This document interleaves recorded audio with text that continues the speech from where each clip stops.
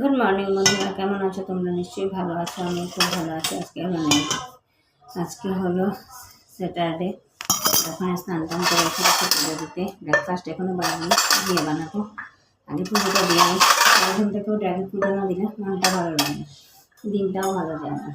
চলো পুজোটা দিয়ে দিই, তারপরে ব্রেকফাস্ট কী বানাচ্ছি নিশ্চয়ই তোমাদের সাথে শেয়ার করবো। তো চলো দেখতে থাকো আর সঙ্গে থেকো।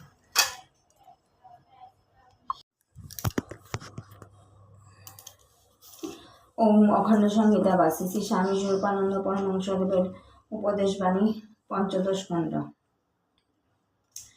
ব্যায়ামাগার ও পাঠাগার। হৃদয় বুদ্ধির ব্যাপকতা বিধানের উপায় রূপে সদ্গ্রন্থ পাঠের প্রত্যেক ব্যায়াম অনুসরণকারীর পক্ষে আবশ্যক করণীয় কাজরূপে গ্রহণ করা উচিত। ব্যায়ামাগারের প্রতিষ্ঠানের উদ্দেশ্যে সহিত সমতুল্য ভাবধারার পরিপোষক গ্রন্থাবলী একটি সযত্ন সংগ্রহ বিধান করিয়া ব্যায়ামশালার সহিত সংলগ্নেই একটি পাঠাগারে থাকা আবশ্যক।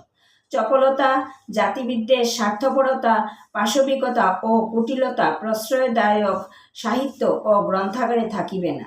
পাঠাগার ও ব্যায়ামাগার যে একটি আর একটির অনুপূরক, এইগুলি যেন যে লোক দেখানো ভরং নহে, চাঁদা আদায় করার সুবিধার জন্য বাহ্যিক আড়ম্বর মাত্র নহে, এই কথা স্মরণ রাখিতে হইবে। তো এখন ব্রেকফাস্টে খাচ্ছি রুটি, চিনি আর চা। তো চলো ব্রেকফাস্ট করে নিই, তারপরে দুপুরে কি রান্না করছি নিশ্চয়ই তোমাদের সাথে শেয়ার করবো। তো চলো দেখতে থাকা শুনতে। আজকের ব্লগটাকে এখানেই শেষ করছি। যদি কিছু ভালো লাগে তোমরা লাইক করবে, কমেন্ট করবে, শেয়ার অ্যান্ড সাবস্ক্রাইব অবশ্যই করবে। তোমাদের শেয়ার অ্যান্ড সাবস্ক্রাইবে আমার চ্যানেলটা অল্প অল্প করে গ্রো করবে। তো tata, bye bye, take care and good night.